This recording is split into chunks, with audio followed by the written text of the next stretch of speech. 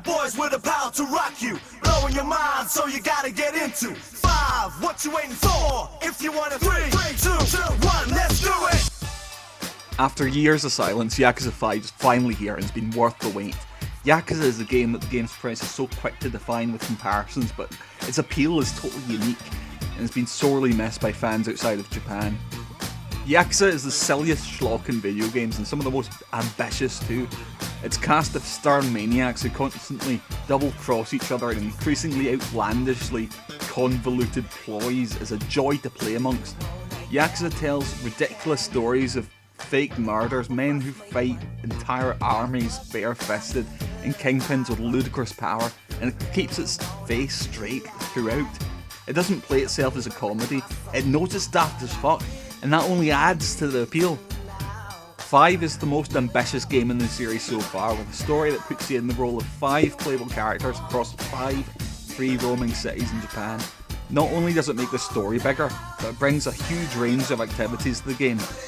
Taxi driving, hunting, dance battles and real arcade games add to the massive pile of returning minigames, alongside fishing, roulette, shogi, air hockey, bowling, golf, UFO catchers, purikura, karaoke, and about a million other things. Yakuza 5 has more going on in it than just about any other game.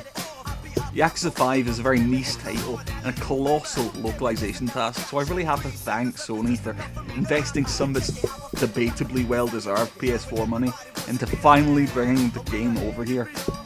Sony have really treated long-time fans of Japanese games this year with announcements of Shenmue 3, the Final Fantasy VII remake and the revived Last Guardian, but Yakuza 5 seems like the most personal of these outlandish decisions.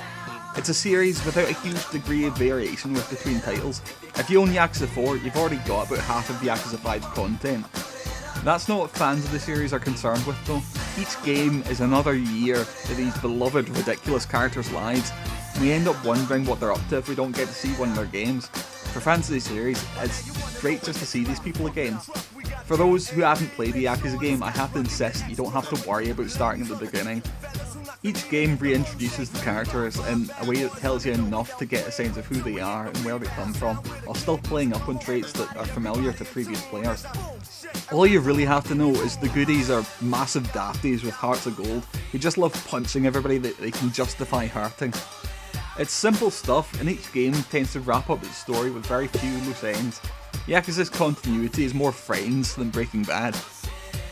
Yakuza's appeal is shallow. It's charismatic characters with serious faces being brutally violent to minor criminals. It's a big wander through realistically represented Japanese cities. It's some of the silliest plot twists that video games have to offer.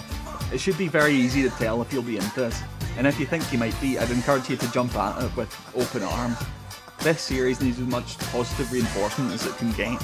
For me though, Yakuza 5 sticks out as the series at its most varied, mixing elements from all of the games and adding heavy doses of new ideas into the mix.